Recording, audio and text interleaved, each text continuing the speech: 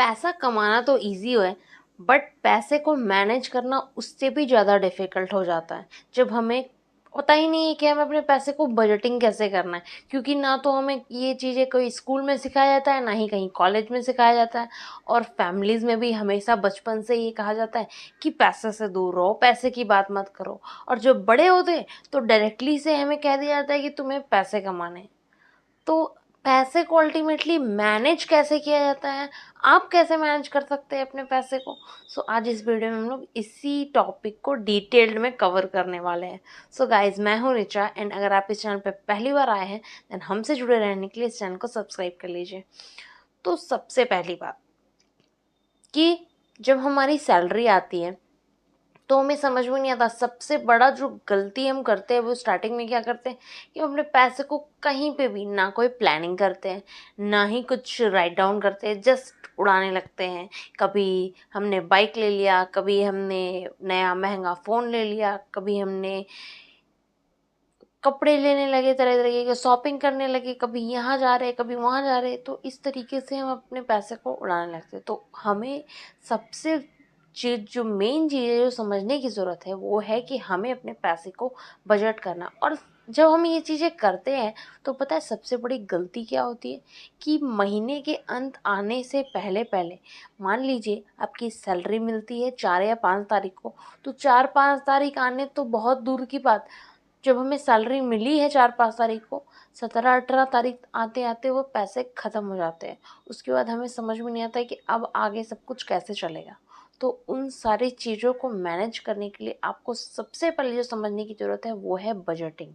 कि हम अपने पैसे को जब बजटिंग करके, बजट प्लान करके किसी भी चीज़ को करते हैं ना, तो वो बहुत ही परफेक्शन के साथ होता है, और मंथ एंड से पहले पहले भी आपके पैसे ख़त्म नहीं होंगे जब तक आप आराम से उस पैसे को कंटिन्यू कर सकते हैं। सो चलिए समझते हैं वन बाय वन।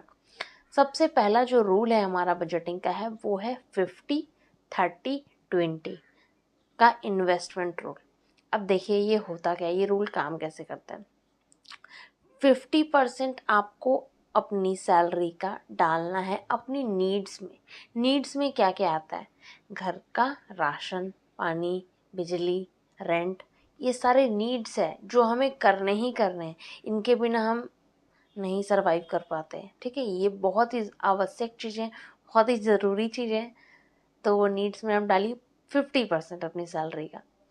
30%, अब हम भाई ह्यूमन बीइंग हैं, तो लाइफ मिली है एक बार, अभी हम अपने यंग यंग एज में हैं, या 20s में है या 30s में है, जब भी है तो थोड़ा तो एंजॉय करने का मन करता है ना, कभी पार्टीज़ में, कभी यहाँ वहाँ फ्रेंड्स के साथ।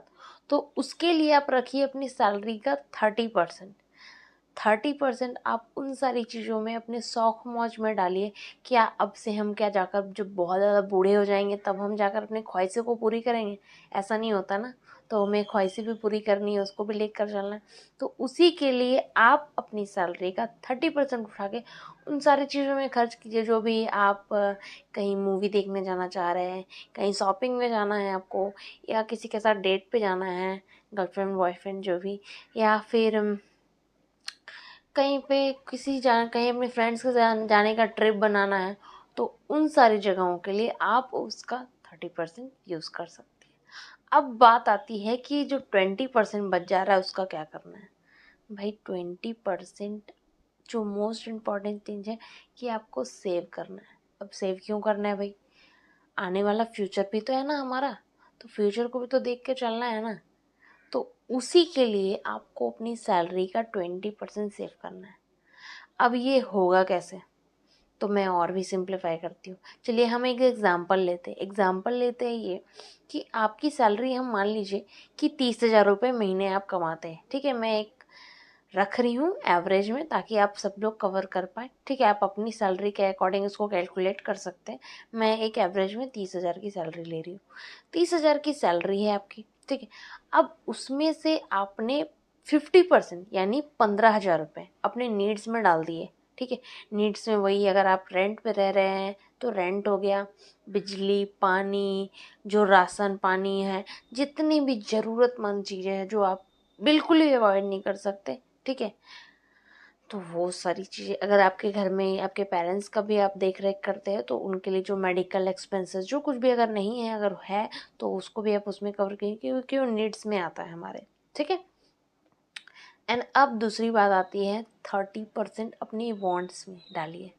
तो आपकी सैलरी का 30,000 रुपये है, तो हम मान के चल रहे हैं कि 9,000 रुपये आप उसको डालिए अपनी ख्वाहिशें पूरी करने के लिए। अब आप बोलेंगे कि 9,000 में कौन सी ख्वाहिश पूरी होगी, 9,000 में कौन सा फ़ोन आएगा। तो देखिए, अगर आपको फ़ोन ही लेना है, मान लीजिए आपका कोई सपना है कि मुझे ये फ़ोन चाहिए, तो आप क्या कीजिए कि आप हर महीने 9,000 9,000 9,000 करके सेव कीजिए। आपका जब वो अमाउंट फुलफिल हो जाता है, कंप्लीट हो जाता है, उस टाइम जाकर आप वो फ़ोन के ले लीजिए। तो इस तरीके से भी आप कर सकते हैं। तो उसके लिए आपको थोड़ा सैक्रिफाइस करना पड़ेगा, क्योंकि आप 4-5 महीने अगर रोकेंगे, कंट्रोल करेंगे खुद को, तभी जाकर 9-9 हज़ार रुपये से इस तरीके से। बट ये एक सिस्टम है, ठीक है। अगर आप इस तरीके से खुद को बजट करके चलेंगे तो वो आपके लिए बेस्ट रहेगा। और मंथ के एंड में जो हमारे साथ प्रॉब्लम होती है ना, कि हमारी मंथ एंड होने से पहले पहले जो सैलरी ख़त्म हो जाती है, खल्लास हो जाती है, वो नहीं होगी। ये बहुत बड़ी चीज़ है। एंड 20% को आप रखिए, आप सेव कीजिए, आप इन्वेस्ट कीजिए, आप एसआईपी कर सकते हैं। मेरे चैनल पे भरे पड़े हैं वीडियोस आपको एसआईपी म्यूचुअल फंड से रिलेटेड, आप कैसे स्टार्ट कर सकते हैं, तो वो भी आप जाकर चेकआउट कर सकते हैं। तो अगर आप इन सारे रूल्स को फॉलो करेंगे ना, तो वो आपके लिए बहुत ही हेल्पफुल होगा, बहुत ही ज़्यादा। और रही बात कि आप क्या कीजिए कि हर चीज़ों को ट्रैक कीजिए, कि अल्टीमेटली अगर आप पैसे को लगा रहे हैं, कहाँ लगा रहे हैं। और एक और इम्पॉर्टेंट चीज़ जो आपको ध्यान रखना है, जो आज का मेरा आपके लिए बोनस टिप है, और वो बोनस टिप ये है कि आपको सबसे पहले एक इमरजेंसी फंड क्रिएट करना है। तो आप अपना देखिए कि सॉरी, आपकी इमरजेंसी फंड कितना है, 6 महीने का या 3 महीने का। आप एक अलग से इमरजेंसी फंड बनाकर आप अपने फिक्स्ड सेविंग अकाउंट में या एफडी करके रख सकते हैं। इस तरीके से आप अपने पैसे को अलग से रखिए, ताकि इन फ्यूचर अगर कभी ज़रूरत पड़ती है तो आप उन पैसे को यूज़ कर सकते हैं। तो ये तो था। तो आई होप कि मैंने आपके लिए ये चीज़ें क्लियर कर दी कि आप अपने पैसे को कैसे बजटिंग कर सकते हैं और कैसे रिस्क फ्री होकर आप अपनी लाइफ को एंजॉय करके जी सकते हैं। सो गाइज, हम इस चैनल पे ऐसे इन्फॉर्मेटिव वीडियोस आप लोगों के लिए लेकर आते रहते हैं। अगर आप इस वीडियो से आपको थोड़ी सी भी वैल्यू मिली है ना, देन प्लीज़ चैनल को लाइक कीजिए, शेयर कीजिए, सब्सक्राइब कीजिए। ये तो आपके लिए बिल्कुल फ्री है, बट मुझे आपका एक लाइक शेयर सब्सक्राइब ना काफ़ी मोटिवेट कर देता है कि मैं आपके लिए ऐसे वीडियोस लेकर आऊँ, ठीक है। और हम लेकर आते हैं, एवरी डे हम आप लोगों के लिए वीडियो लेकर आते रहो और आते रहेंगे।